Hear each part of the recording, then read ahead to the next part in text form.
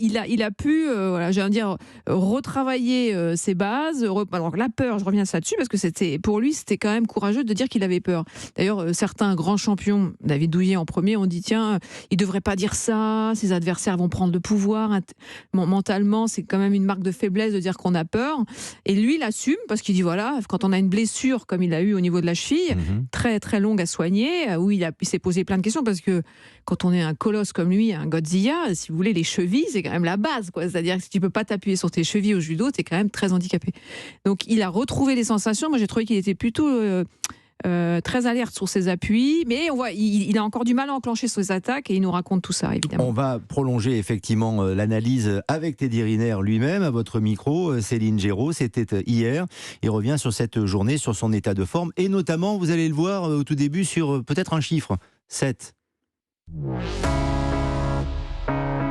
Alors Teddy, ça y est, cette victoire, tu l'attendais? Mais tu dis 7 le numéro ou 7 victoires?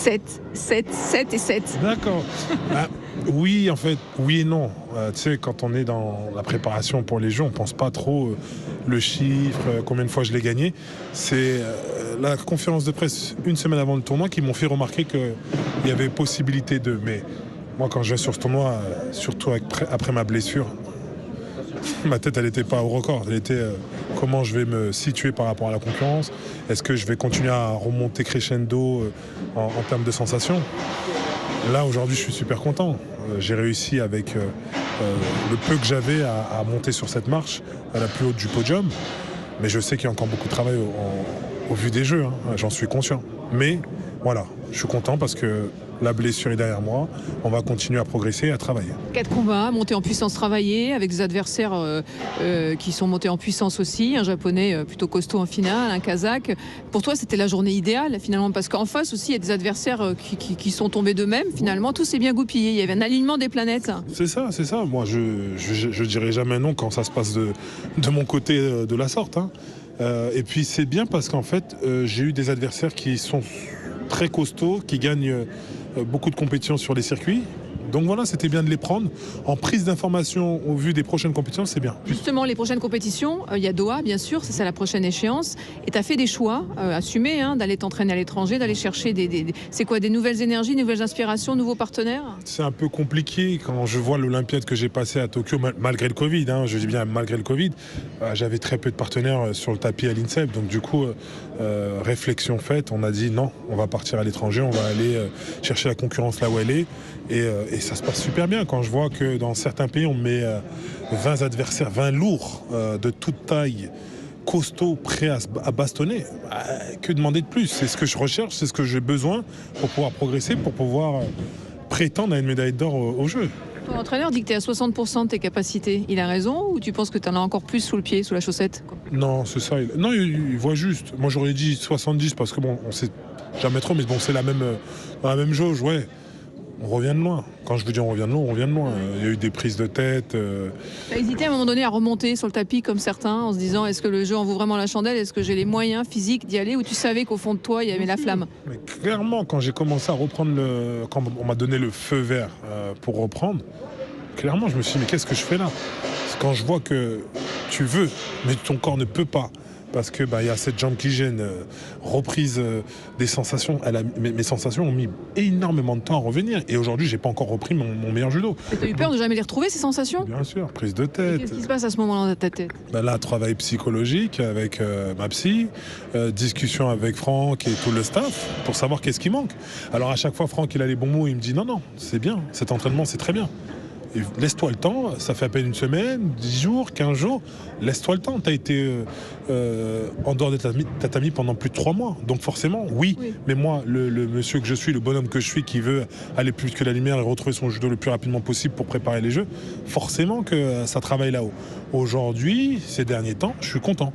Parce que j'arrive à faire tomber, m'exprimer comme je le souhaite, retrouver des sensations. Et je vois aujourd'hui que ça marche. Maintenant, t'es vite sur les appuis, mais ça manque encore de judo, d'attaque, un peu plus vite qu'avant. Ça manque encore. Sur tous les points, parce que je suis exigeant. Je suis content, ça gagne, mais c'est pas assez. On va continuer. Ouais. Et tu gères quand en finale, finalement, tu n'as pas attaqué énormément. Tu as vu que tu n'avais pas besoin, en fait. C'est ça, c'est une autre façon de voir le judo pour toi. Parfois, il y a des combats qu'il faut arrêter de faire du spectacle. Le japonais, lui, à chaque fois que je posais les mains, il met les 2 jambes en arrière, son bras gauche pour me bloquer. À quoi ça sert de s'épuiser? Tu veux pas faire combat? Tu veux pas t'ouvrir? Eh bien, alors, on va travailler les shido. Point. Ça me fait travailler aussi, et quand il y aura des combats difficiles au jeu, il faut savoir gagner aussi par shido. La dernière question, c'est, voilà, on est à 1 an et demi des Jeux. Dans ta tête, tu le vois quoi? Comme un petit point à l'horizon? Comme quelque chose? Non. 1 an et demi, on sait que ça passe très vite. On le voit qui se rapproche très rapidement. On n'est plus qu'à un été, cet été puis l'autre, et ça y est, c'est les Jeux. Donc ça va arriver très vite. Et Teddy est dans le game. Bien sûr, on est là, le vieux est là. Merci beaucoup, Teddy. C'est vrai, je me posais la question en écoutant Teddy Riner, Céline Giraud. Le vieux est là. Oui, le vieux est là, mais 33 ans. les Jeux Olympiques 2024, c'est dans combien de dodo? Ah, ça fait beaucoup de dodo. Je ne les ai pas comptés. Bonne question. Je pense qu'il a compté, Teddy Riner. Il a mis les croix, là, comme les... Très intéressant l'entretien, parce qu'on apprend, peut-être pour les non-initiés, que ce colosse, ce très grand champion, travaille depuis longtemps avec une psychologue. Absolument. Depuis qu'il est tout jeune, je dirais entre 18 et 20 ans, quand il a commencé à performer, c'est pas que le costard était trop grand pour lui, mais il lui arrivait plein de choses et il s'est dit il faut que je me fasse aider. Et il a trouvé une psy pas très loin de chez lui avec qui il a collaboré et ils ont commencé à former un tandem qui aujourd'hui tient toujours, ce qui est quand même assez rare. Hein. D'ailleurs, Teddy, il a cette capacité à être très fidèle aussi en amitié et aussi avec les gens avec qui il travaille, ce qui fait qu'il s'est entouré de personnes depuis le début, ce sont les mêmes. Et elle a fait tout un travail de préparation de la sophrologie. Ça, c'est pas une surprise de visualiser les combats, d'arriver à descendre, de se dire, une fois qu'il est champion olympique, qu'est-ce que je peux faire de plus, d'arriver à passer des étapes. Et elle l'accompagne, elle l'aide, et c'est vraiment un de ses piliers dans son cercle, dans sa garde rapprochée qui l'aide à progresser. Et ça, c'est vrai que c'est une force. Et il continue à l'avoir aujourd'hui, alors qu'il pourrait se dire, voilà, je suis double champion olympique, 10 fois champion du monde, tout va bien. Il en a peut-être plus besoin que par le passé, car il sent que c'est la fin de carrière, qu'il y a l'enjeu de Paris 2024, qu'il est de plus en plus forme de fragilité aussi.